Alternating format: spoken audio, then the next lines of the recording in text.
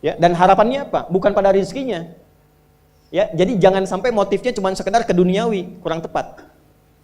Kenalkan kepada Allah, nanti biarkan janji yang disampaikan oleh lisan Rasulullah itu terjadi. Ya, jangan pada rezekinya, ini terbatas, cuma sampai situ. Tapi kalau kita minta sama Allah, dikasih jalannya itu dari sisi yang tidak kita duga. Anda berhitung, Allah kasih hitungan. Anda tak berhitung, Allah kasih apa yang tidak pernah Anda hitung sebelumnya. Itu poinnya. Untuk kenal Allah. Kalau sudah merasakan dekat, sudah nyaman, sudah enak, muncullah kemudian kesan dalam hati. Terserah Allah mau kasih berapa. Yang penting sudah enak, sudah damai. Di titik itulah kemudian Allah limpahkan dari apa yang nggak pernah kita duga sebelumnya. Dari mulai inna fi khalqis samawati wal ardi, kemudian wa ikhtilafil laili wan nahari, lalu la ayatil liulil albab. Sampai ayat 200, ya ayyuhalladzina amanu sabiru wasabiru warabitu wattaqullaha la'allakum tuflihun. Sudah? Ini ayatnya mahal sekali, kajiannya mahal, fokus, dan ini akan merubah hidup kita semua. Kalau setelah kita pahami, kita amalkan. Di sini ada rumus menjalani kehidupan untuk mengenal Allah, ma'rifatullah. Makanya tema kita kan cara mengenal Allah kan. Sehingga dengan kenal Allah itu sebagai pencipta kita tahu tentang esensi hidup kita. Kenapa kita diciptakan? Apa tujuannya berada di kehidupan di bumi ini? Mau kemana setelah kita hidup? Kita paham itu. Sehingga setelah itu kita bikin rencana. Ini paham esensi hidup. Setelah paham tentang esensi kehidupan kita membuat visi dan rencana kehidupan. Inna fi khalqis samawati wal ardh. Sungguh aku tegaskan, kata Allah. Jadi terjemah yang enak tuh kalau ada ayat dibuka dengan kata inna. Inna itu kalau di gramatikal bahasa Arab itu kaidahnya begini. Harfun nasbin wa taukidin tansibul isma wa tarfa'ul khabara mabniyun 'ala al-fathi la mahalla lahu min al-i'rab. Huruf yang berfungsi untuk menegaskan satu informasi, menguatkan, menancapkannya ke dalam jiwa, sehingga nanti harakat kalimat setelah itu fathah untuk membuka. Fathah itu membuka sebuah informasi dan referensi penting yang harus ditancapkan ke dalam jiwa, sehingga dia tidak mengalami perubahan. La mahalla lahu minal i'rab. Kalau sudah konsisten ditancapkan ke jiwa, apapun yang akan memengaruhi dia untuk merubah visi hidup itu, dia bisa tepikan.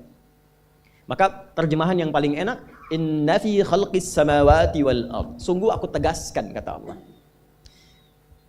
Di balik hikmah penciptaan langit dan bumi itu, waqtilafil laili wan nahar, dan pergantian siang dan malam. Kehidupan itu kan cuma dua pokoknya kan, langit dan bumi. Segala yang di langit, segala yang di bumi. Alam langit, alam bumi. Allah yang kuasai semuanya, itu disebut dengan alamin. Ya, maka kita katakan alhamdulillahi rabbil alamin. Nah, baik kehidupan di langit, kehidupan di bumi, atau semua aktivitas yang kita kerjakan selama 24 jam sehari yang ditandai pergantian gelap dan malam. Waqtilafil laili wan nahar. Apa esensi semua kehidupan ini? Apa esensinya? La ayat, bentuknya jamak. Sayangnya di terjemahan itu baru sebagian terjemahannya. Ya, menjadi tanda-tanda kan? Padahal ayat itu bukan sekedar tanda. Tanda itu ada 3. Satu, ada alam, sifatnya disebut dengan alamah. Diserap ke dalam bahasa Indonesia menjadi alamat. Sudah? Nah, alamat itu tanda yang mendekatkan pada tujuan. Walaupun umumnya selalu ke tempat. Itu alamat. Itu dari bahasa Arab. Di mana alamatnya Masjid An-Nur? Ketika Anda tahu alamatnya, lebih dekat sampai ke tujuan kan? Tak tahu alamat, tidak mudah mencarinya. Itu pertama, tanda. Kedua, wasmah atau wisam. Simatun. Diambil kemudian karakternya disebut dengan ismun. Nama, tanda. Nah, wasmah, samatun, ismun itu tanda untuk membedakan objek atau zat satu dengan yang lain. Misal orang Arab itu kalau punya kambing, misalnya, dia kasih tanda untuk membedakan ini kambing saya, itu kambing orang. Paham? Baik, nama kita dalam bahasa Arab disebut ismun, masmuka. Siapa namamu? Nah, kenapa diberikan nama itu? Untuk membedakan, memberi tanda, ini saya, itu fulan. Adi, saya yang nengok. Ade, Pak Ade yang nengok. Tuh kan? Ahmad, yang lain tengok. Nia, ibu yang tengok. Ada polisi razia, tangkap. Nama kamu siapa? Nia, Pak. Yang betul? Nia. Nama lengkap? Kurniadi. Itu aneh. Nah, itu ismun, sema. Makanya Kalau kita ingin diberi tanda yang baik, hadisnya katakan apa? Beri nama yang baik, supaya dengan tanda itu dikenal baik. Tanda itu bukan sekedar memberikan nama, tapi memberikan kesan. Wasmun wa fi'lun thumma harfunil kalim. Itu kaidahnya. Seseorang itu akan dinilai dengan 3 hal. Pertama, ismun, namanya. Maka beri nama yang baik supaya orang itu bisa ta'zim dengan keadaan nama. Yang terakhir ada ayat namanya. Ayatun, jamaknya ayat. Sini poin kita. Dan ini disebutkan 64 kali dalam Al-Quran. Sudah? Tidaklah ayat disebutkan kecuali tanda yang mendekatkan seorang hamba kepada Sang Pencipta. Tanda yang mengenalkan makhluk kepada Khalik. Di dalam bahasa Arab standar itu, di standar ya, apalagi kalau ada di Quran atau hadis. Tidak pernah disebut ayat kecuali menunjukkan tanda yang membuat kita kenal dan dekat dengan Sang Pencipta, dengan Allah Subhanahu wa taala. Itulah yang menjadikan semua isi Quran disebut dengan ayat. Al-Fatihah berapa ayat? 7. Al-Baqarah 286 ayat. Ali Imran 200 ayat. Pertanyaannya kenapa disebut ayat? Karena setiap kali kita baca Al-Quran, keadaan kita merasa lebih dekat dengan Allah. Kalau nggak percaya silahkan. Kita dengar aja kan sudah ingat Allah kan? Hati kita punya rasa yang berbeda kan sensasinya? Itu yang dimaksud Quran surah 8 di ayat kedua. Al-Anfal ayat kedua. Ya, innamal mu'minuna alladzina idza dzukirallahu wajilat qulubuhum wa idza tuliyat 'alaihim ayatuhu zadatuhum imana. Ini poinnya. Wa 'ala rabbihim yatawakkalun. Kata Allah, kalau Anda ingin mengecek keimanan itu hadir dalam jiwa atau tidak, kalau Anda ingin tahu orang itu beriman atau tidak, gampang. Ada tanda pokok, tapi yang kedua, ada tanda yang paling spesifik untuk melihat dia dekat dengan Allah atau tidak. Tanda pokok yang standar itu adalah disebutkannya nama Allah. Jika disebutkan nama Allah, ada konfirmasi getaran dalam dirinya. Dan getaran itu hanya dimiliki oleh orang yang punya iman. Jadi kalau belum punya iman, nggak ada getaran itu. Atau imannya bermasalah. Cuma klaim di lisan, nggak nyampe ke jiwa. Ya, apa standarnya? Bila disebutkan nama Allah. Karena itu, diperdengarkan disebutkan nama Allah, itu 5 kali sehari di setiap pergantian waktu. Ya, subuh ganti waktu ke siang disebutkan lagi. Siang ganti ke sore disebutkan lagi. Sampai malam. Ya, karena nanti bisa terjadi, kata Nabi, yusbihu mu'mina wa yumsi kafira. Paginya ada iman, sorenya luntur. Maka diperdengarkan di telinga kita, supaya kedengaran. Telinga bahasa Arabnya itu udhun, jamaknya adzan. Maka dalam adzan kalimat pertamanya disebutkan nama Allah. Allahu Akbar, Allahu Akbar. Kalau nggak percaya silahkan. Begitu mendengar nama itu disebutkan, bukankah ada konfirmasi getaran dalam jiwa kita? Minimal akan dikatakan, sudah adzan, siap-siap. Nah itu standar iman. Standar iman. Tadi subuh jam berapa ya? 4? 4, 42, 45. Oh, terjadi perbedaan pendapat. Ini menunjukkan Anda berasal dari daerah yang berbeda-beda ya. Baik. Ya kita ambil yang inilah, genapkanlah 445 misalnya ya. 445. Ting, Allahu Akbar, Allahu Akbar. Anda yang lagi mimpi pun bangun, Allah udah adzan. Nah, itu konfirmasi iman. Nah, kalau sudah bangun Anda siap-siap sholat, itu iman standar namanya. Ya, jadi merespon saat adzan itu standar iman. Tapi kalau Anda jam 4 sudah bangun, itu istimewa. Belum dipanggil sudah siap-siap, ada begitu. Ini ada yang baru tadi subuh udah menyiapkan isya. Ada dia udah lihat jadwalnya, isya saya mau di sini. Itu iman luar biasa itu. Itu luar biasa. Nah, ada yang titik lemah di bawah standar. Adzan 4.45, sudah 5.44 dia belum sadar tuh. Itu poin tuh. Nah, kalau Anda ingin lihat orang yang kenal Allah dan bertambah keimanannya, maka apa yang harus dicek? Teruskan ayatnya. Wa idza tuliyat 'alaihim ayatuhu. Pakai ayat. Zadathum imana. Dan jika disebutkan ayat-ayat Allah, tanda-tanda yang mengenalkan dan membuat dia dekat dengan Allah, bertambah tuh imannya. Di sini ada 64 di Quran. Makanya kalau kita ingin berusaha meningkatkan keimanan kita, kenal Allah lebih baik, keluarkan semua kata ayat dalam Quran. Imam Al-Bukhari mengeluarkan, disebutkan di topik kedua, Kitabul Iman, disandingkan dengan 57 hadis. Jadi kalau Anda ada pertanyaan, Ustadz gimana caranya menaikkan iman, menjaga supaya nggak turun, kuat dan nggak lemah-lemah. Keluarkan 57 hadis Sahih Al-Bukhari, di topik yang kedua, namanya Kitabul Iman. Wa idza tuliyat 'alaihim ayatuhu. Kalau dibacakan ayat-ayat Allah, zadatum imana, menguat imannya, dan ini poinnya. Wa 'ala rabbihim yatawakkalun. Dan terbangun hubungan yang kuat antara dirinya dengan Rabbnya, dengan Allah Subhanahu wa taala. Jelas? Nah, orang-orang yang mampu kenal Allah dan membangun hubungan yang kuat dengan Allah, itu diberi nama oleh Allah. Namanya adalah ulul albab. Kata ayat itulah di 190 surah Ali Imran ini dilekatkan dengan kalimat ulul albab. Inna fi khalqis samawati wal ardi wa ikhtilafil laili wan nahari la ayatil liulil. Bismillah. Gak apa, tenang aja, gak apa, duduk aja, ya, gak apa. Antum fokus ini aja, 190 ke 200. Bulan depan, antum orang pertama yang akan dites ya. Ya. Insya Allah. Sebelah saya.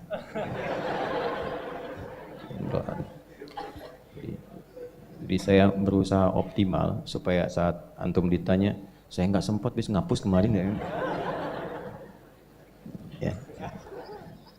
Ulul albab, bismillah. Yuk kita lebih fokus ke sini.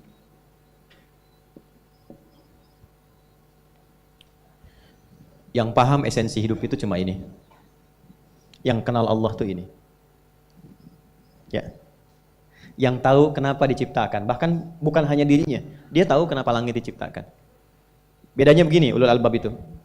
Orang kan lihat langit itu menatap keindahannya kan kalau malam. Wah, luar biasa nih, ada rasi bintang membentuk begini-begini, mengarahkan kepada arah angin macam-macam. Ini enggak. Rabbana ma khalaqta hadza batila. Ya Allah, yang langsung kenalnya ke Allahnya. Betapa Allah menciptakan ini luar biasa. Langit tanpa tiang, kemudian bintang gemintang luar biasa, memberikan rasinya mengarahkan kepada jalan-jalan, memetakkan. Itu langsung ingat Allah. Itu ulul albab. Dari kata lubun asalnya, lub. Zamannya albab. Tahu kelapa?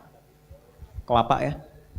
Kelapa itu teman-teman, kalau kita mau dapatkan ini, terus mau ambil isinya untuk dimakan, bagian dalamnya, itu kan ada kulit luar ya.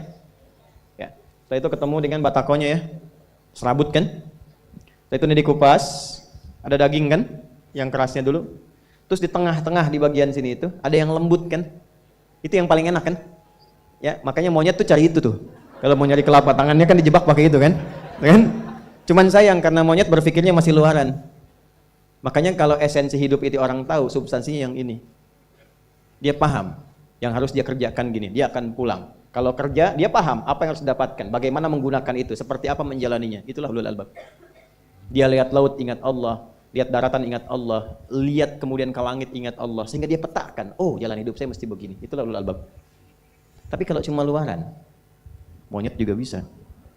Kita mesti bedakan kehidupan hewan dengan kehidupan manusia. Yuk, tarik sini. Bagaimana cara menjadi ulul albab yang kenal Allah? Teruskan ayat 191. Alladzina yadhkuruna Allaha qiyaman wa qu'udan wa 'ala junubihim. Satu, ada dua cara nanti untuk mengenal Allah dan untuk mendekat kepada Allah. Ada dua cara. Satu, ada yang disebut dengan zikir. Alladzina yadhkuruna Allaha qiyaman wa qu'udan wa 'ala. Ada orang yang selalu ingat Allah. Baik di semua aktivitasnya, baik berdiri, duduk, bahkan berbaring, ingat Allah. Tadi yang saya katakan, lihat langit, ingat Allah. Nih Pak, indahnya begini Pak. Maaf ya, lihat istri itu, ingat Allah. Lihat anak, ingat Allah. Ibu lihat suami, ingat Allah. Kalau melihatnya begitu, maka substansi berumah tangga, itu nikmat rasanya. Dan tanggung jawab itu melekat pada diri kita untuk terjaga dalam kebaikan. Ya. Saya nitipkan handphone saya ke antum, dan antum tahu itu punya saya.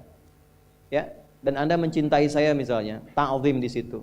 Mungkin nggak handphone itu ditempatkan di tempat yang tidak baik? Mungkin nggak Anda taruh di lantai begitu saja? Demi Allah saya katakan, mungkin Anda akan mencari tempat terbaik, disimpan di situ, dirapi-rapikan, dilap-lap karena Anda merasa itu punya saya yang dititipkan pada Anda. Manusia saja bisa Anda perlakukan demikian. Bagaimana ketika Anda melihat anak itu amanah Allah, yang Anda sebagai orang tuanya akan ditanya di kemudian hari. Maka kalau mau bersikap yang gak enak itu, gak bisa Pak kita lakukan. Mau bentak tuh gak bisa, mau marah tuh ditahan-tahan ya. Dan itu dijaga. Lihat istri sebagai amanah Allah, itu beda caranya dengan hanya melihat kemanusiaannya saja. Istri melihat suami sebagai amanah Allah akan lain ya. Makanya akan selalu sempat dan optimal merawat istri sendiri dibandingkan lihat-lihat istri orang. Begitu sebaiknya. Ibu pun tidak harus berharap, kenapa ya suami saya nggak seperti Ustadz? Harapan yang sia-sia. Sudah ada turunan hikmahnya. Nah itu ada latihannya. Latihannya apa? Alladzina yadhkurunallah, zikir. Jadi kalau zikir itu sudah kuat dalam diri kita, ya sudah menghadirkan esensi zikir dalam diri kita, yang dilihat semuanya itu semua anugerah Allah Subhanahu wa taala. Jadi saat dia gembira itu dia bersyukur, dan saat dia sedang mengalami duka dia bersabar. Semua sama sebagai ibadah. Ajaban li amril mu'min. Kalau sudah seperti itu, kata Nabi, perkara hidupnya mengagumkan, enggak ada keluhan. Itu latihannya zikir. Nah, zikir ini di Quran diturunkan dalam bentuk yang pokok berupa amalan ritual. Karena itulah semua bentuk amalan ritual disebut dengan zikir. Jadi kalau kita ingin hadirkan sifat tadi, maka cara pertama tingkatkan ibadah ritual. Salat. Apalagi?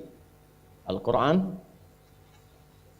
Saya ambil 2 dulu lah, supaya nggak banyak-banyak dulu.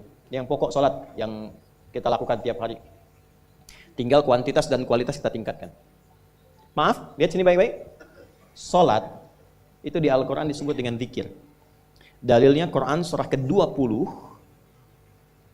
ayat ke-14. Dan langsung disarikan dengan fungsi ibadah sebagai fungsi hidup kita. Sudah? Perhatikan baik-baik. Innani anallah la ilaha illa ana fa'budni wa aqimis salata lidzikri. Itu dalilnya. Sayalah Allah, kata Allah.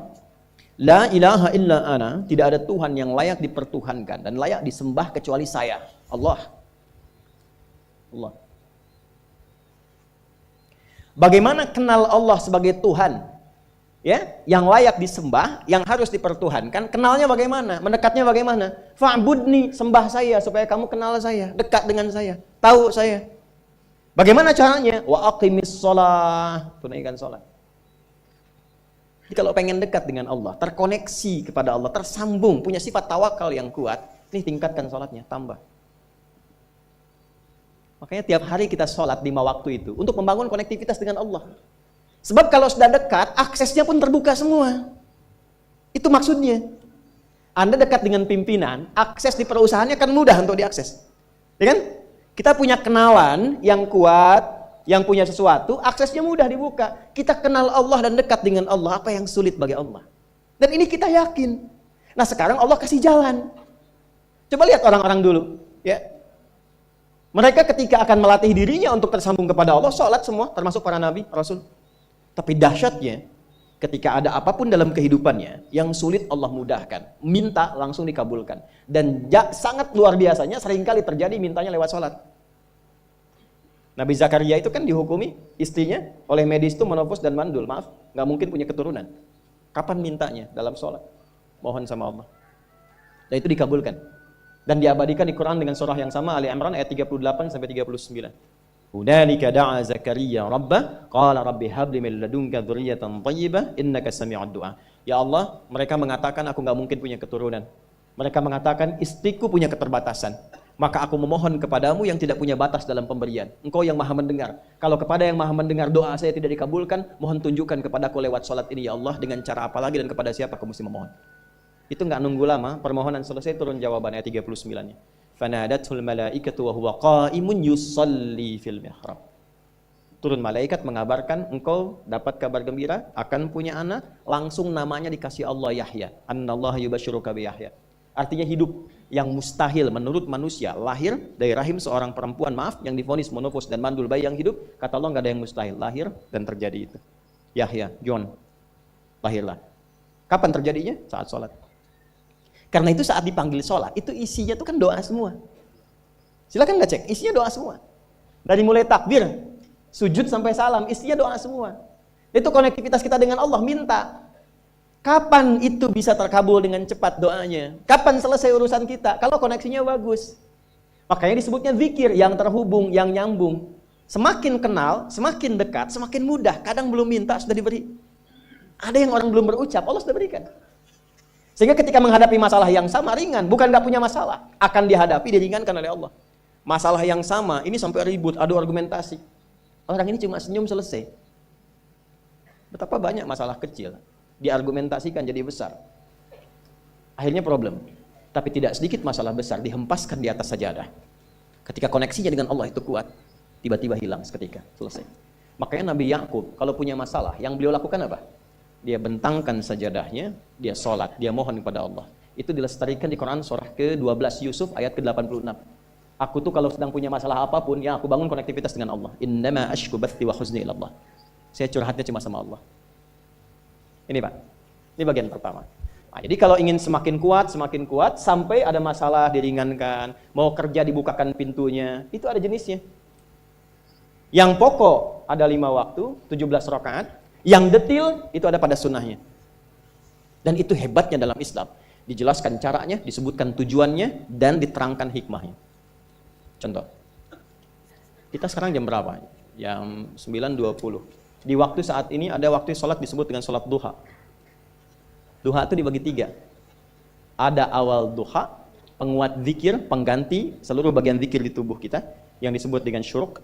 Itu kurang lebih jaraknya 1 jam setelah subuh. Jadi kalau tadi 4.45, ya 5.45 menjelang jam 6 itu masuk syuruk.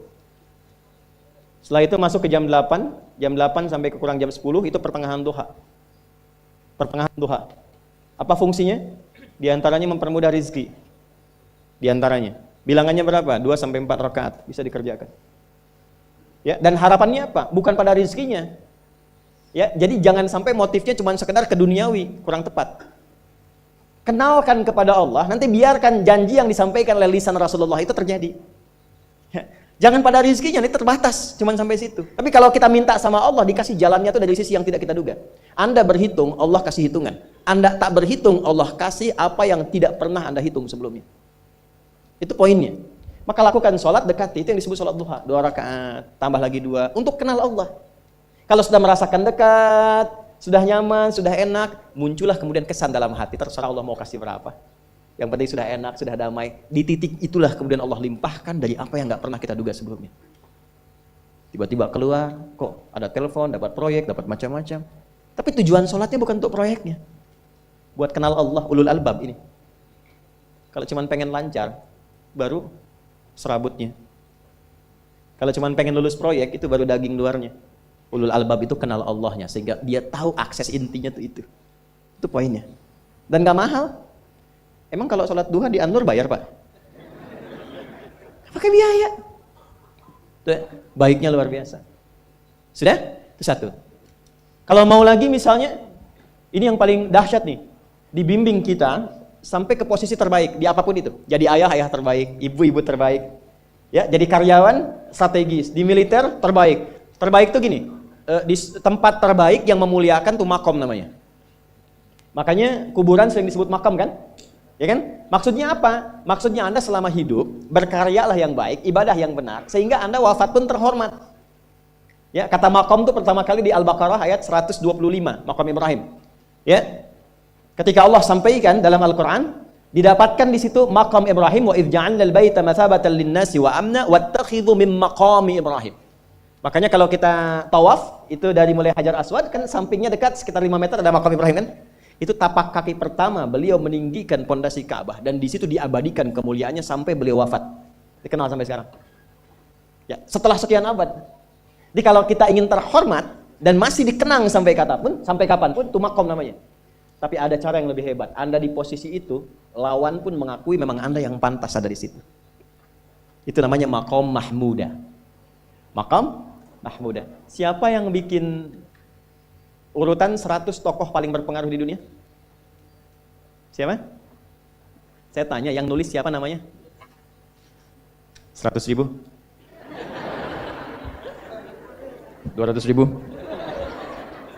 Udah mencari langsung di Google tuh. Lambat mas, waktu habis. Michael Chart. Dia yang nulis, maaf ya. Urutan pertamanya siapa? Muhammad SAW. Yang nulis itu muslim atau bukan? Kok bisa tergerak hatinya untuk menempatkan seorang nabi muslim di tempat pertama? Saya tanya begini, kenal Abu Jahal nggak? Ya Allah. Makin siang nih, nggak fokus nih. Saya kira cuma di Bengkalis aja yang kenal Abu Jahal, sini kenal juga. Baik. Abu Jahal itu, apakah orang ini tidak kenal Nabi? Kenal. Orang ini tahu, kalau saya sebut orang ini berarti kurang bagus ya. Kalau saya sebut beliau berarti baik ya. Abu Bakar saya sebut beliau, Abu Jahal orang ini. Maksudnya Abu Jahal. Apakah orang ini tidak tahu kalau Nabi itu mulia? Tahu. Nabi unggul. Nabi hebat kan? Jadi mengakui sebetulnya Nabi unggul. Dan gulat dengan Nabi itu dalam olahraga kalah. Dia tahu Nabi itu kuat. Ya. Di dalam cinta juga tahu Nabi paling unggul. Abu Jahal melamar Sayyidah Khadijah ditolak, Nabi nggak lamar, Sayyidah Khadijah minta dilamarin. Ya. Dari sejak itulah dia nggak mau tahu semua yang dari Nabi, pokoknya semua harus jelek. Walaupun dia tahu itu baik. Nggak kenal, sampai nggak menanamkan pada dirinya nggak ingin kenal kebaikan Nabi. Nggak ingin kenal pada sesuatu, itu jahlun namanya. Jadi kalau ada mbahnya yang paling bodoh yang nggak pengen tahu, itu Abu Jahal namanya. Maka sejak saat itu orang ini disebut dengan Abu Jahal. Tapi Abu Jahal pun itu meyakini kebenaran kekuatan Nabi, cuman karena iri saja. Gitu. Tapi dia nggak bisa nolak. Menilai seseorang di tempat terbaik yang kita nggak bisa nolak dan mengakui memang dia orang yang terbaik, itu namanya maqam mahmudah. Tahukah Anda? Jalan untuk mencapai maqam mahmudah itu nggak akan mungkin kita dapatkan kecuali mendekati yang punya semua maqam, yaitu Allah Subhanahu wa taala. Dan jalannya lewat sholat. Itu lewat sholat. Tapi karena ini levelnya istimewa, tingkat tertinggi, ya prajurit pengen jadi komandan terhebat yang diakui, nggak ada orang nyoal. Di kepolisian pengen jadi pimpinan yang baik dan semua mengakui sehingga nggak ada yang nyoal. Di perusahaan pengen jadi pimpinan yang ideal, ya semua mengakui, nggak ada yang nolak. Itu maqam mahmudah. Jalannya apa? Ternyata nggak pakai uang, nggak pakai koneksi-koneksi yang tidak jelas. Koneksinya dibangun dengan Allah sehingga Allah melembutkan hati semua orang itu untuk menetapkan dia yang terbaik. Sholat. Karena levelnya tinggi, dinaikkan dari sekedar sholat fardu. Ditempatkan di waktu yang tidak biasa. Butuh pengorbanan, butuh perjuangan. Namanya tahajud. Turunlah Quran surah ke-17 ayat 79 sampai 81 itu. Quran surah 17 ayat 79 sampai 81. Ini poinnya.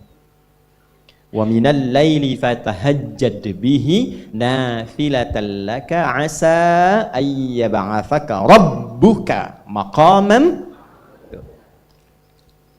Ini kan terjadi keanehan kan, ironinya. Anda pengen sukses, pengen tertinggi, Anda tahu Allah penentunya, Anda tahu Allah yang punya rizki, Allah punya kekuasaan, tapi Anda nggak mendekati Allah. Terus yang dipakai cara-cara salah, kenapa harus korupsi? Kenapa harus nyogok? Kalau SK-nya nggak Allah tetapkan, nggak akan turun juga. Dan sudah hukum, kalau ayah berbuat maksiat, itu anak istri pasti kena. Itu udah hukum. Makanya saya mohon deh, ya para ayah itu kalau mencari nafkah, cari yang benar. Kasihan anak Anda yang di SD, harus berhenti sekolah. Maaf, bukan anak Anda, maksudnya anak orang lah. Kenapa harus korupsi? Maka ketika ada tawaran sogokan yang gak bagus, tuh yang dibayangkan tuh itu bukan cuma proyek jalan dapat uang banyak, tuh anak-anak tuh bahaya. Ke sekolah disebut anak koruptor, sedih. Istri gak sanggup keluar belanja. Itu pikirkan, itu sudah hukum. Sudah hukum, anak juga begitu. Kalau mau berperilaku, ingat orang tua. Sebab ketika tidak baik, orang tua pasti kena. Anak di sekolah berantem, yang dipanggil siapa? Orang tuanya. Itu selalu terikat. Di rumah tangga itu selalu begitu. Karena nafas itu terikat. Semua saling mengikat. Babnya itu jelas. Nah, balik ke sini. Kalau ingin tingkat yang tertinggi, dekati pemiliknya Allah ini. Makanya tuh harus punya itu. Itu ringan kalau sudah punya itu tuh Allah. Saya punya Allah. Kita mau apa? Takut hidup. Tapi ditodong pakai pedang. Siapa yang menyelamatkan Muhammad sekarang? Ringan Nabi jawab, Allah. Jatuh pedang tuh. Dibalik, kamu siapa yang menyelamatkan kamu? Bingung. Dan punya Allah tuh luar biasa. Nah ini yang harus tanamkan pada jiwa. Punya Allah sebagai Tuhan. Kalau sudah dekat, kenal, baik dengan itu, akses mudah semua. Dan yang paling indah itu apa? Menerima apa yang Allah tetapkan. Hari ini nggak dapat, alhamdulillah. Saya masih dikasih jalan. Alhamdulillah besok belum dapat. Ada akumulasi, paham. Nah itu nggak mungkin bisa dapat rasa itu. Salah satunya, ikhtiarnya apa? Nih tahajud. Dan hebatnya kenapa sholatnya disebut tahajud? Tidak disebut sholat hajat. Ada hajat, ada tahajud, beda. Hajatun, hajada, hajadun, ada tahajjada ya tahajat, tahajud, beda. Tahajud, tunggu situ aja. Ini sengaja nggak saya hapus nih. Mana staf saya? Oh, foto nih ya. Saya hafal insya Allah. Tenang. Tahajud. Asalnya dari kata hajada, begini, ha, jim, dal. Ditambah ta di depannya, lalu ada tasydid sebelum akhirnya. Nih. Ini akarnya 3 huruf, ha, jim, dal. Hajada itu asalnya bangun dari tidur malam. Tidur dulu, lalu bangun setelah itu. Itu hajada. Pelan-pelan. Paham sampai sini? Kita teruskan. Kalau kita ingin berusaha untuk bangun, mengoptimalkan diri untuk bangun, maka tambahkan tak di depannya. Berusaha untuk mendapatkan atau mencapai sesuatu. Kalau yang kita akan lakukan itu tidak mudah, nggak gampang bangunnya, sehingga butuh rencana, butuh persiapan, ya kan? Maka tambahkan tasydid sebelum huruf akhirnya. Dari kata syiddah, apa yang mau dikerjakan ini nggak mudah. Memang pengen bangun itu jam 3. Tapi kan nggak tiba-tiba ujuk-ujuk bangun jam 3, belum tentu. Ya kan? Kita harus rencanakan dulu supaya bisa bangun, saat bangun itu siap, bukan cuma bangun. Bangun jam 3, sholatnya 4:30, ya kan jauh. Maka untuk bangun jam 3 itu butuh persiapan, nih syiddah. Maka rencanakan, pasang alarm 3 kali. Misal yang ikhtiarnya jam 2, jam 2.15, jam 2.30. Alarm jam 2 untuk mematikan alarm yang kedua. Gitu kan? Yakin saya Anda kalau pasang alarm malam tuh nggak satu, yakin? Bangun, ceklek, mati. Minimal ingat akan ada alarm berikutnya kan? Nah itulah tak. Allah itu sudah tahu modus-modus kita itu. Karena Ali Maha mengetahui. Detailnya kan kita lakukan kan Allah sudah tahu. Alarm yang kedua membangun kesadaran paripurna. Peringatan kedua. Kalau pengen bangun, enggak tertidur. Maka ketika sampai pada alarm ketiga, sudah sadar kita. Oh. Apa-apa Bu, alhamdulillah. Lebih baik telat daripada enggak sama sekali. Bangun. Nah ini. Kalau kita tarik ke implementasi hidup, pengen level tertinggi itu butuh perjuangan. Latihan dulu, ya kan? Menguras fisik, energi, tenaga, biaya, hasilnya indah. Tapi ada jalan cepat untuk mendapatkan itu. Nih aksesnya bangun kepada Allah. Gitu. Kalau kita tingkatkan ini, itu luar biasa. Jadi itu. Jadi. Nah, kalau ini terus ditingkatkan, terus tingkatkan, nanti membangun value yang terasa. Ada nilai-nilai yang terasakan, kita merasa lebih dekat dengan Allah. Yang biasanya tadi dipanggil azan baru ingat sekarang, baru selesai subuh udah ingat isya. Nanti isya bagaimana, gitu kan, urutkan. Tapi tetap zuhur juga, zuhur, asar, maghrib, isya. Waktunya kenal, jam berapa. Bahkan dipetakan, saya nanti akan ke sini, masjid yang terdekat di situ. Jadi lihat peta itu, ya lihat peta jalan, saya nggak sebut nama supaya nggak endorse. Itu lihat peta jalan, itu dia petakan, saya akan sampai di situ jam berapa, durasinya berapa, masjidnya di mana. Kalau tertinggal di situ, di sini saya sholat Jumatnya. Sampai ke situ. Nah, value yang membuat kita semakin meningkat dekat dengan Allah itu takwa namanya. Takwa. Disebutkan sebanyak 240 kali dalam Al-Quran. Nah, intinya itu ini nih. Jiwa takwanya. Kalau ini sudah ada, Allahu Akbar. Silahkan Anda keluarkan semua kata-kata takwa di Quran. Tidak ada kecuali yang indah semuanya. Quran surah 65. 65 itu babnya bab tolak. Surahnya at-tolak. Tolak itu persoalan terbesar di rumah tangga. Nggak akan bisa terjadi yang demikian itu kalau ada takwa di dalamnya. Nyambung. Kalaupun mesti terjadi, itu spirit takwa mengarahkan pada yang terbaik. Makanya di ayat kedua di ujungnya, sampai ke ayat 3, apa yang terjadi? Di rumah tangga itu kan cuma 2 babnya. Satu masalah dari komunikasi, yang kedua materi. Perhatikan. Wa may yattaqillaha yaj'al lahu makhraja wa yarzuqhu min haitsu la. Siapapun yang mampu meningkatkan takwanya kepada Allah, pakai man tuh, setiap personnya, suami, istri, ayah, ibu, anak, satu keluarga mencoba meningkatkan takwa. Dia tahajud, bangun semua ingatkan, bangun semua tahajud, sholat duha, yuk ingatkan dimanapun. Alhamdulillah. Apa yang terjadi ketika dilakukan? Allah. Apa jawab Allah? Yaj'al lahu makhraja. Nggak pakai alif lam, makhraja. Masalah apapun yang engkau alami, suami berangkat ada masalah umum yang semua orang mengalami itu, tapi yang ini enggak. Kena macet, ada macet dia mau berangkat, tiba-tiba diarahkan, jangan lewat situ Pak, macet, Bapak kesini aja. Ya. Pak ikut kami saja Pak, tiba-tiba patwal datang, ayo ikut. Ya, itu bisa terjadi. Wa yarzuqhu min haitsu la yahtasib, bahkan rezekinya pun itu datang dari sisi yang enggak diduga. Enggak nyangka ya, emang enggak disangka-sangka datangnya. Ya, habis sholat tiba-tiba telepon masuk, belum selesai proyek ini ada permintaan itu. Beda istidraj dengan takwa itu lain. Kalau istidraj itu bertambah tapi lupa Allah. Hati-hati. Proyek nambah, sholat lupa, hati-hati. Hati-hati ya. Pekerjaan menambah, omset nambah, tapi nggak pernah bisa ngaji. Nggak pernah mampu sholat, hati-hati itu. Dan paling bahaya kalau itu nambah terus sehingga membuat lupa semua ibadah. Itu istidraj namanya. Istidraj. Ancamannya akhirat tuh, hati-hati. Segera ingat, segera ingat. Tapi kalau semakin nambah, semakin ingat Allah, itu anugerah. Karena Allah telah menilai hamba ini paham menjalani kehidupan, sehingga dia ngerti. Makanya Utsman, Abdurrahman bin Auf, setelah masuk Islam, hartanya makin nambah. Karena kenapa? Karena telah dinilai layak mengelola harta, paham cara mengelolanya. Dapat segini, alokasikan ke sini. Dapat segini, alokasikan ke sini. Pak, di mana logikanya? Ada 600 truk hasil usaha. Bapak punya 600 perusahaan. Satu perusahaannya itu bergerak di bidang misalnya logam mulia. Ya, ada emas, ada berlian, ada macam-macam dan sebagainya. Satu kali Anda berhasil mendapatkan kurang lebih 600 truk logam mulia di dalamnya.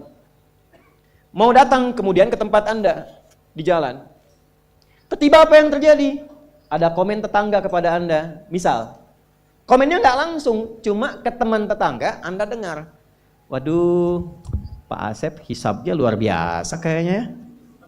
Hisabnya, bukan berliannya. Hisabnya luar biasa, terus nyampe di telinga Anda. Kira-kira ketika mendengar itu respon Anda apa? 100.000? Bingung kan? Bingung. Lihat Abdurrahman bin Auf, jazakallahu khair.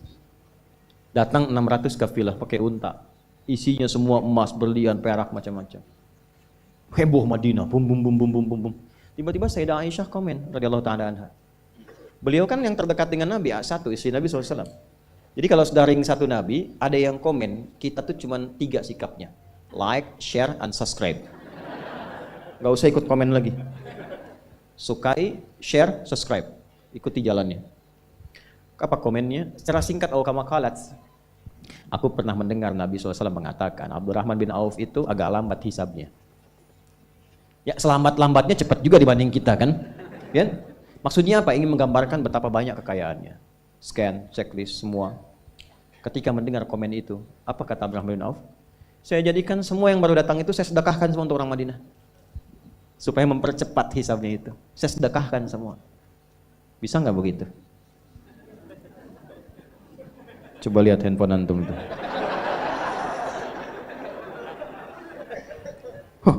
Hisabnya luar biasa nih. Buat anak yatim ya. Kasih.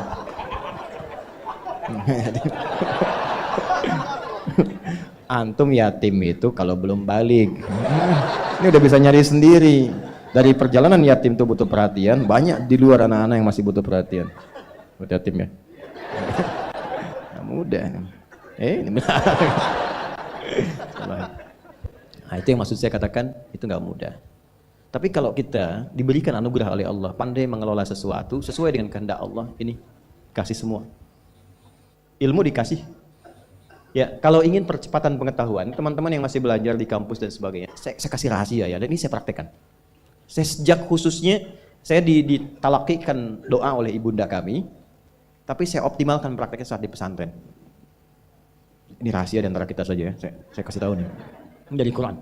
Ternyata akselerasi pengetahuan itu bukan didapatkan dari sekedar perjuangan kita untuk belajar, membaca, kemudian ikhtiar intelektual dan fisikal, tapi ikhtiar spiritual itu mengaktifkan semua potensi-potensi akselerasi pengetahuan kita supaya kita dapat lebih cepat dari standar yang biasa dilakukan.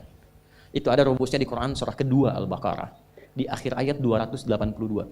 Ibu kalau mau juga bapak untuk anak-anak cucu-cucunya boleh. Lihat ujung ayatnya, paling kiri sebelah bawah, langsung lihat ke ujung. Quran surah kedua Al-Baqarah di akhir ayat 282.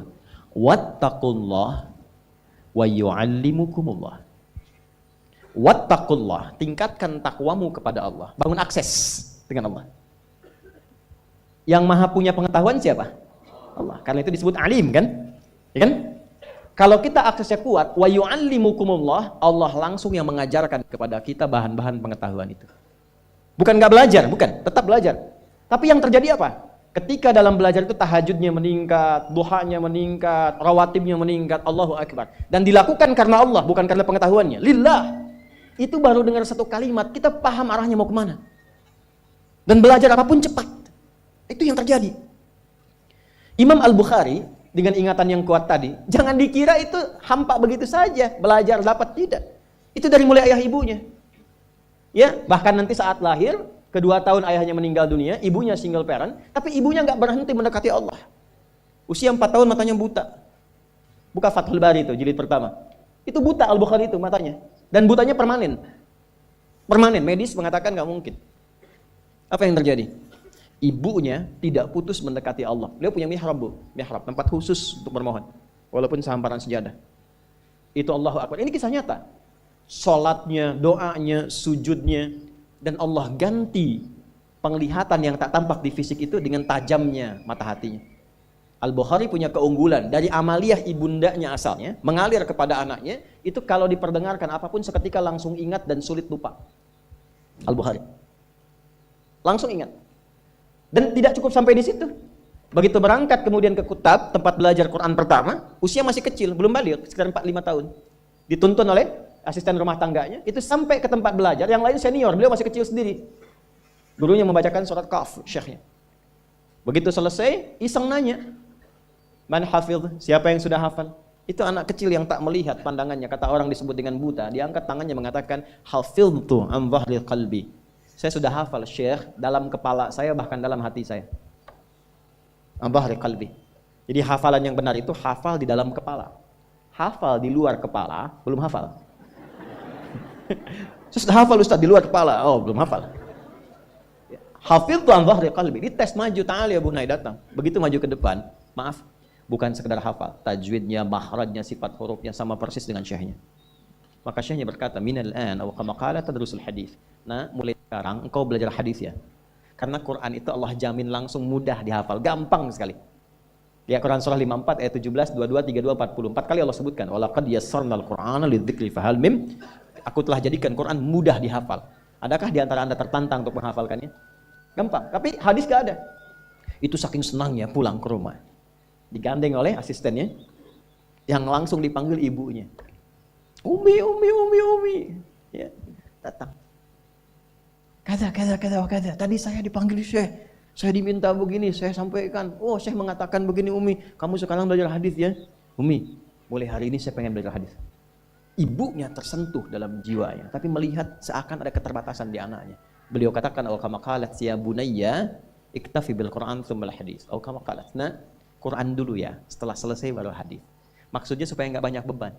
Tapi anaknya pun hormat pada ibu, tapi yakin dengan perkataan gurunya, ta'zimnya. La ya ummi, Quran oke, tapi hadis pun saya akan pelajari. Uridul hadis. Maka dia meraba jalan ke tempatnya, ke kamarnya. Ibunya melihat itu, harunya muncul. Nah, ini poinnya. Dia dekati Allah, masuk ke mihrabnya. Alladzina yadhkuruna Allaha qiyaman wa qu'udan wa 'ala junubihim. Dia masuk ke mihrabnya, ibunya salat.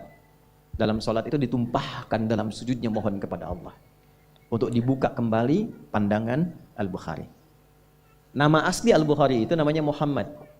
Bapaknya Ismail, kakeknya Ibrahim. Kakek buyutnya Al-Mughirah, yang buyutnya Al-Bardizbah. Tinggal di Kecamatan Ju'fah, Kabupaten Bukhara, Provinsi Khorasan, negaranya Uzbekistan sekarang. Karena dari Bukhara disebut Al-Bukhari. Nah, yang ingin saya katakan, nama aslinya Muhammad bin Ismail bin Ibrahim. Kalau diberi nama dengan nama orang soleh atau nama nabi, itu artinya tafaul. Tafaul itu mengharap kemuliaan, karomah, kebaikan yang melekat pada nama itu supaya bisa diteladani. Maka ibunya ketika khusyuk berdoa, selesai sholat masih doa, capek ketiduran. Dalam tidurnya itulah bermimpi dengan Nabi Ibrahim. Ini kisah nyata. Anda bisa lacak di Fathul Bari di jilid yang pertama. Kata Nabi Ibrahim disampaikan, anak Anda dapat kabar gembira akan melihat kembali. Itu Al-Bukhari saat ibunya sedang bermohon dalam sholat berdoa, ya al-basir alladzi ala kulli syai'in qadir a'id ba'is basirat ibni, ya Allah yang maha menatap dengan tajam. Mohon ya Allah dengan segala kuasamu, kembalikan penglihatan anakku. Al-Bukhari sedang mengulang surat Qaf tadi. Sehingga tibalah di ayat 21 dengan sampai ke 22-nya. Laqad kunta fi ghaflatin min hadza, fakashafna 'anka ghita'aka fabasaruka al-yawma hadid. Ini ayat tentang situasi akhirat tapi percikannya diberikan pada Al-Bukhari dalam konteks kebaikan. Laqad kunta fi ghaflatin min hadza. Dulu kamu enggak bisa melihat. Ada penghalang. Fakashafna 'anka ghita'aka, maka hari ini kami ungkap, kami singkap semua penghalangnya. Wabasaruka al-yawma hadid, maka pandanganmu sekarang akan menatap dengan tajam. Begitu sampai di ayat itu kaget, lompat, bisa lihat lagi. Ini nyata. Begitu bisa lihat, kaget, langsung keluar, kencang, lari, didapati kamar ibunya, langsung disampaikan, Umi, laqad ra'aiti, ibu, saya bisa lihat lagi sekarang. Ibunya kaget, bangun, belum percaya, mengatakan, rubbama ra'aita bil qalbik, mungkin Ananda melihat dengan hatimu. La bal bi'aini, enggak, ini mata saya bisa lihat. Ibu wajah begini, ibu pakai ini, sekian benda kita begini. Haru berpelukan keduanya, disitulah meniti untuk belajar hadis sampai menuliskan Sahih Al-Bukhari dalam kurun waktu 16 tahun. Dimulai di Mekah, di Masjidil Haram, diakhiri di Masjid Nabawi sebagai hujjah bertemu Rasulullah. Al-Bukhari itu udah punya visi, pengen ketemu Nabi bawa sesuatu. Sehingga punya kebanggaan, dia Rasulullah, dari kecil saya berusaha belajar hadis Anda, saya kumpulkan itu untuk bawa bekal berjumpa dengan Anda. Antum apa yang dibawa? Ya ahli dunia. Terus kerja, terus. Ayo, terus kerja. Kumpulkan tuh harta tuh. Banyakin pakaian tuh. Mewahin tuh rumah, terus. Ya enggak apa-apa. Tapi apa yang mau dibawa saat pulang? Ketemu Nabi itu modalnya apa? Orang tuh udah bawa amalan, ada yang bawa sholawat. Ya. Ada yang bawa sunnah, walaupun cuma sunnah makan. Tapi dia siapkan untuk kebanggaan ketemu Rasulullah. Kita apa yang mau kita siapkan? Nah, minimal rubah visi hidup itu. Kenal Allah dulu. Kenali Allah. Maka mulai dengan pendekatan zikir. Salat tuh optimal. Jangan langsung tinggikan tahajud, duha, tidak. Yang 5 waktu perbaiki dulu. Minimal nggak telat dulu. Saya heran kadang-kadang kok bisa orang meninggalkan Jumat untuk sekedar dapat dunia, yang itu udah diatur. Bahkan nggak Jumatan cuma untuk jaga toko. Yang kalaupun tuh nggak dilakukan, tetap dia Jumat dapat juga. Nah itu ilmu tadi. Ilmu. Saya coba itu, Pak. Coba lihat. Itu kan mahal. Imam Syafi'i dulu ibunya begitu, bangun ketakwaan. Imam Ahmad tuh begitu. Imam Ahmad tuh hafal 1 juta hadis. Itu kehilangan ayah. Ibunya single parent, Pak, jangan dikira. Manasin air malam supaya anaknya tahajud. Udah dipanasin, diangetin, terus diwudukan. Imam Ahmad kecil. Digendong, disimpan di halaqah masyayikh. Setelah selesai digendong lagi balik. Sekarang dituai hasilnya. Saya kehilangan ayah lulus SD lah. Dan kalimat terakhirnya itu minta maaf sambil meluk. Karena nggak bisa ngantar ke pesantren. Maafkan apa nggak bisa ngantar. Rumah sakit di Serang waktu itu RSUD. Saya masih kecil. Baru masuk 13 tahun, mau berangkat. Ya belum paham tapi kita ta'zim, takrim pada beliau, pamit. Beliau menangis, saya tahan untuk menunjukkan sikap tegar. Belum paham ketika dokter mengatakan kepada ibu kami ya paling 2 pekan. Saya nggak paham. 2 pekan selesai, saya dipanggil pesantren itu. Saya masih ingat nama, suara, suasananya. Pokoknya ke depan, bertemu kakak nomor 1. Saya tanya bagaimana ya? Beliau diam. Oh, saya husnudzon. Sampai di Bandung, paman kami, masih ada beliau. Semoga Allah sayangi dan rahmati, menyampaikan kalimat yang masih terukir di hati saya sampai sekarang. Mungkin adik nanti, adik, kakak saya adik, saya adik. Mungkin nggak bisa lihat karena sudah dikuburkan. Oh, saya baru paham ya, saya meninggal. Sudah kami naik bis pulang. Sampai di Pandeglang itu sudah ba'da maghrib menjelang isya. Saya nyampe rumah, saya lihat ibu saya, dan itu sepanjang jalan saya tahan untuk tidak mengalirkan air mata. Tahan aja. Ya. Jadi tahan sampai ketemu ibu, saya nggak nangis. Saya peluk ibu saya. Saya temani tidur. Tidur di ruang tengah, saya masih ingat.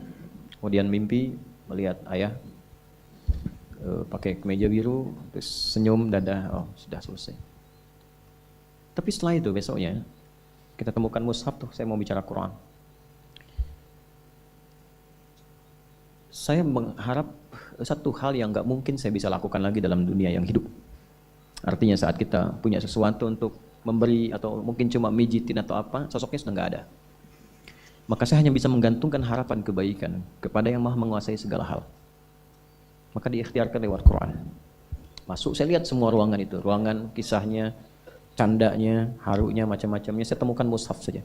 Saya bawa mushaf warna biru, Hasbi As-Siddiqi waktu itu, luar covernya.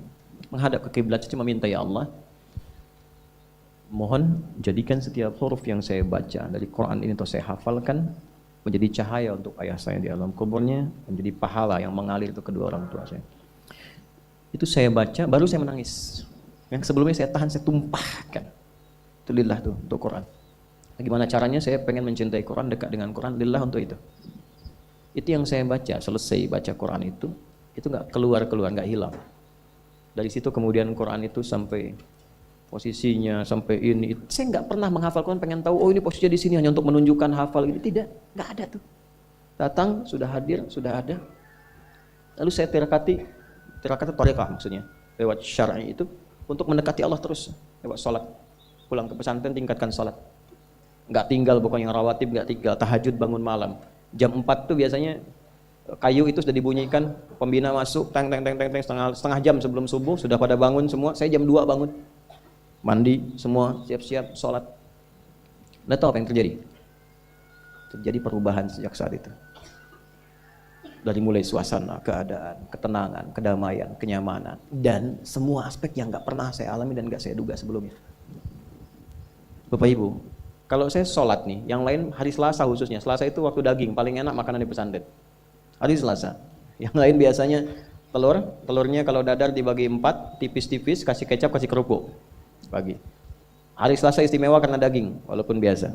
Tapi saya tetap konsisten mencoba ini. Sholat dulu, kalau belum selesai sholat sunnah, belum menikmati, nggak keluar. Yang lain begitu salam, selesai, kultum, langsung rame. Berangkat ke rumah makan. Santri, oh dunia santri itu menyenangkan. Pesantren itu luar biasa lah kesannya. Saya bertahan sholat. Begitu nengok, sudah selesai, tenang zikir. Tinggal berapa orang berangkat, kita bawa mangkok, bawa piring ke rumah makan. Alhamdulillah sepi. Alhamdulillah sepi. Habis Pak. Tapi kisahnya to be continue kan? Belum selesai. Cep Adi katanya. Aduh, kayak sekedapnya antosan, mak candakeun. Cep Adi, tunggu sebentar. Nanti emak bawakan katanya. Mama dapur. Itu dibawa piring saya berangkat ke dapur, dapatnya 2. Gitu. Saya dekati yang punya. Dan selalu terjadi begitu. Allah lembutkan hati orang-orang itu, datang. Problem muncul, ujian olahraga. Waktu diuji, ayah meninggal, saya nggak ikut. Yang lain 8 itu paling tinggi, saya dapat 6. Nama gurunya karena baik, Pak Gumbira namanya. Senang terus orangnya. Enggak, itu saya betul-betul namanya. Saya dipanggil terpisah. Itu baiknya luar biasa. Nah, Bapak minta maaf. Ini terpaksa karena Ananda nggak ikut ujian. Bapak kasih 6. Yang lain itu 8, 7, 6. Saya bilang nggak apa-apa Pak, saya juga minta maaf. Saya nggak bisa ikut ujian karena ayah saya meninggal kemarin. Meninggal. Bapak turut berduka cita. Demi duka cita Bapak naikkan 6 jadi 8 gitu. Dapat juga 8. Alhamdulillah. Nggak perlu lari 8 Pak. Gitu. Ini berkah. Ini kita dekati yang punya. Sampai sekarang begitu. Pokoknya saya nggak peduli Pak. Saya berangkat dakwah apa dan sebagainya. Itu dakwah. Tadinya nyewa ruko, kantor sudah jadi macam-macam. Kita wakafin. Ya, ada kendaraan wakaf. Ini kamera itu wakaf tuh. Nanti saya meninggal ini ada yang teruskan. Ya, wakaf, pesantren wakaf semua. Dari mulai tanahnya sampai gedung bangunan. Itu kami wakafkan semua. Karena apa? Tujuan saya berdakwah bukan mengumpulkan itu. Ini gantian, ini cuma dipakai aja. Ini sementara yang saya pakai itu cuma kitab, baju beberapa. Selesai gantian, kasih lagi. Hidupnya enak. Hasilnya apa? Sampai sekarang itu nggak pernah beli. Oh, kasih hadiah dari ujung kepala sampai ujung kaki. Nggak ada beli. Saya pernah mencoba ingin beli, begitu mau bayar dibayarin lagi. Akhirnya saya lakukan dengan pakai masker, jalan nggak boleh ada orang tahu, supaya saya tahu caranya beli itu gimana. Berhasil, alhamdulillah. Dan harus saya tutup rapat, begitu ketahuan dapat lagi nanti. Ya, ternyata apa? Lebih gampang dibeliin daripada beli sendiri. Ini aksesnya. Dan kita nggak merasa tinggi, biasa saja gitu. Itu melatih diri. Tapi bukan apa-apa, cuma ikut orang dulu, meneladani ulama-ulama dulu saja, nikmat hidupnya. Itu aja poinnya, apa yang mau dicari. Maka mulai sekarang, itu poinnya tuh. Percepatan pengetahuan hanya dengan takwa. Saya kalau mau ujian, teman-teman itu ke kelas, saya ke masjid. Silakan tanya sama teman-teman seangkatan saya pasti ke masjid. Apa yang terjadi? Ya kita lihat Cuma ini yang jangan ditiru. Saya itu dulu jarang menulis. Ya. Sekarang malah senang nulis. Karena apa? Ada merasakan dari ibu, doa ibu. Jadi ingatan yang cukup nyaman dengan ingatan itu. Jadi kalau ada sesuatu yang baik berkesan itu saya nggak lupa. Biasanya Allah berikan kejagaan di situ. Contoh dulu ada sidul anak sekolahan kan? SDAS itu, sidul anak sekolahan. Opletnya nomor berapa tuh platnya? Nggak tahu. 1053. Mobilnya Sarah 2687 ALT. Si Roy yang botak itu 2007 tuh plat mobilnya. Saya tahu itu. Muncul. Saya paham di beberapa itu. Pak Harto waktu berhenti jadi presiden tahun 98 kan? Itu kan pindah dari mobil RI1 ke mobil lain kan yang sipil. Berapa nomor platnya? 2044 AE. Itu saya ingat itu karena beliau kan kalau berkunjung selalu ke anak-anak SD apa motivasi 25 tahun kita akan begini akan begitu. Ternyata saya baru tahu kekinian bahwa itu ada visi emas untuk Indonesia di tahun sekian. Setahun sebelum sekarang ditetapkan 2045 sudah bikin, makanya dari pelita dan seterusnya. Setiap pemimpin pasti ada keunggulan kebaikan-kebaikan bisa diteladani. Nah, saya mengandalkan ingatan, jarang nulis. Akhirnya apa? Kalau ke masjid ujian, teman-teman baca, saya yakin pasti bakal kencang, maka saya ikut tiduran di sampingnya. Ya dulu begitu. Jadi begitu dia selesai, nanti bangunkan saya ya, alhamdulillah saya hafal tuh. Awal sampai akhir. Nah tapi poinnya begini, ini yang paling indah itu, saya nggak cukupkan sampai di situ, malamnya tetap saya mesti sholat, tahajudnya jaga. Itu kalau saya tahajud, terus ketiduran, tidur, selalu bermimpi ngerjain soal. Sampai selesai. Besoknya persis sama dengan yang dilihat tadi malam.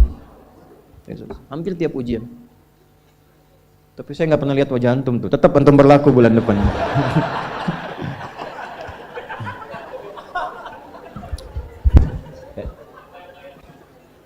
Udah ya? Nah ini, ya jadi sekarang saya cuma pesan 2 nggak banyak-banyak, sholat sama Quran. Para orang tua sehari, sehalaman aja nggak apa-apa, nggak usah banyak-banyak, 1 halaman atau berapa ayat, yang penting ngaji. Yang penting ngaji, nanti lihat berkahnya. Dan jangan cukupkan pada yang 5 ya.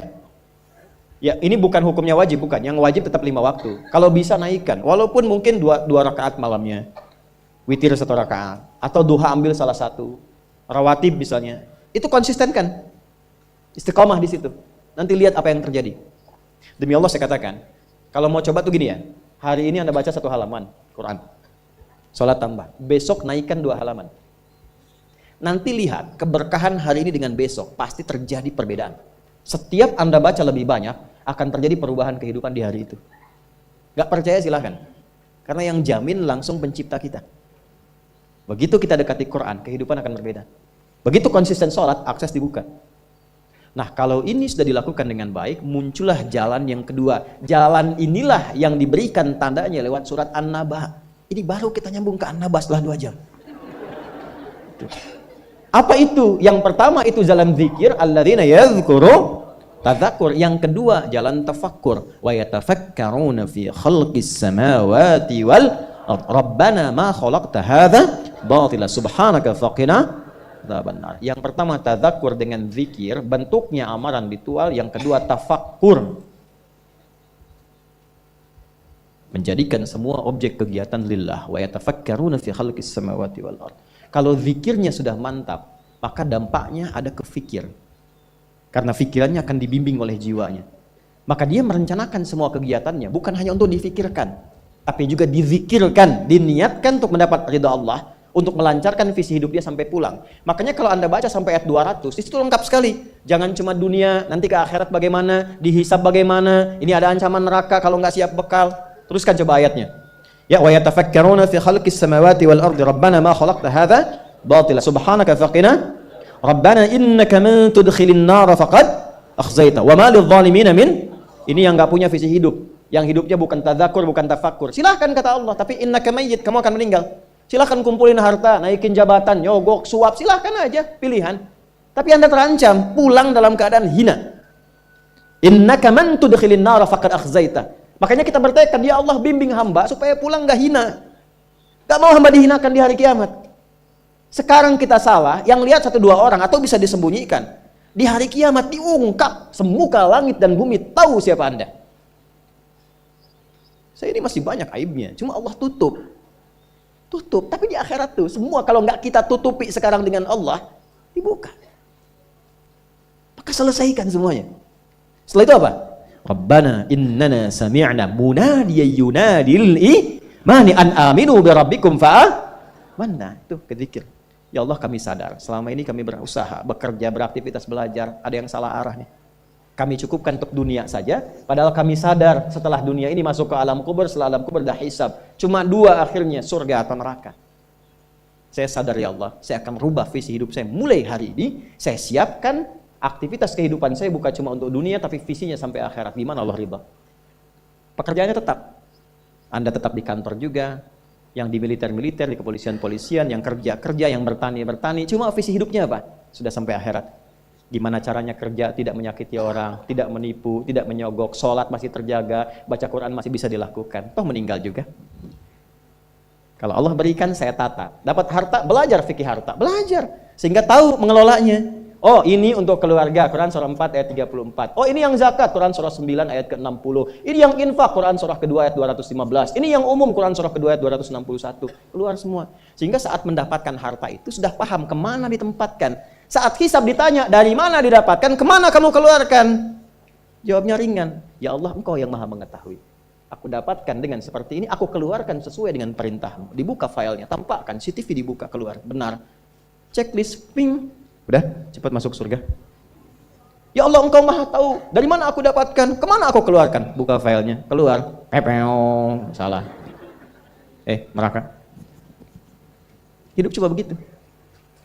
An aminu bi rabbikum. Selama di dunia diseru. Fa amanna. Kita sadar ada yang salah. Rabbana faghfir lana dzunubana wa kaffir 'anna sayyi'atina wa tawaffana ma'al abrar. Rabbana wa atina ma wa'adtana 'ala rusulika wa la tukhzina yaumal innaka la tukhliful. Sampai sini aja itu udah visi hidup. Ya Allah, kemarin banyak yang salah. Saya mau tata lagi. Ibu merawat anak karena cinta anak atau karena Allah? Masa? Coba lihat anaknya, yang perempuan pakai jilbab tidak, sekolahnya di mana, sholatnya bagaimana, Qurannya bagaimana. Supaya ringan hisabnya, Bu. Saat pulang. Pak juga ya. Ini koreksi, setelah itu ingat, baru kita punya harapan. Ingin sekomplek di surga dengan para rasulmu, ya Allah. Tuh. Ya. Tadi kan, rusulika wala tukhzina yaumal qiyamah. Kami pengen sekompleks seperti yang kau janjikan. Maka diturunkanlah caranya. Di situ ada Quran surah keempat ayat 69. Ya kan? Wa may yuti'illaha wa rasul fa ulaika ma'al ladzina an'ama Allahu 'alaihim minan nabiyyina was-siddiqina wasyuhada'i was-shalihin wa hasuna ulaika rafiqa. Siapa yang pengen sekomplek dengan semua nabi yang pernah bertugas di bumi, maka taati Allah dan Rasulnya. Jadi 3 golongan selain nabi. Siddiqun, orang yang membenarkan tuntunan kemudian dia kerjakan. Syuhada, orang yang berjuang hidupnya untuk menaati Allah lalu wafat.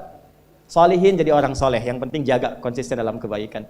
Nah, kalau itu sudah dapat, kemanapun Anda beraktivitas, ingat Allah. Itu yang dimaksud. Alam naj'alil arda mihada wal jibala wa khalaqnakum wa ja'alna naumakum wa ja'alna al-laila wa ja'alna an-nahara wa banayna fawqakum sab'an.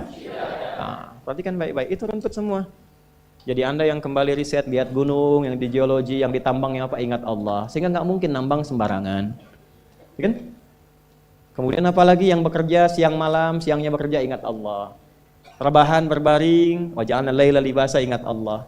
Lihat pasangan, wa khalaqnakum azwaja, lihat istri titipan Allah, lihat suami titipan Allah.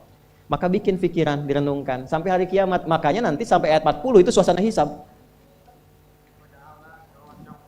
Ya, semua sampai ke ujung. Sampai ke ujung. Sampai ayat 40 suasana akhirat. Enggak ada yang bicara, la yatakallamuna illa man adzina lahu rahmanu wa qala. Sampai di ujung, sampai hisab. Nah, kalau ingin bikin visi hidup sampai kiamat, jangan cuma dunia, siapkan sampai pulang. Itulah intisari surat An-Naba itu. Ya, sampai ke ujungnya. Jadi pada intinya adalah lakukan yang bermanfaat, rubah cara hidup kita. Setelah itu dekati Allah dengan tadzakkur, terapkan dalam tafakkur di semua bagian aspek kehidupan kita. Jadi apapun Anda, nggak dicegah. Mau jadi pilot silahkan, jadi insinyur silahkan. Ya, mau jadi menteri, jadi pejabat, di militer, di polisi silahkan. Value takwanya kita keluarkan. Yang penting takwanya. Semoga video ini bisa bermanfaat buat kita semua.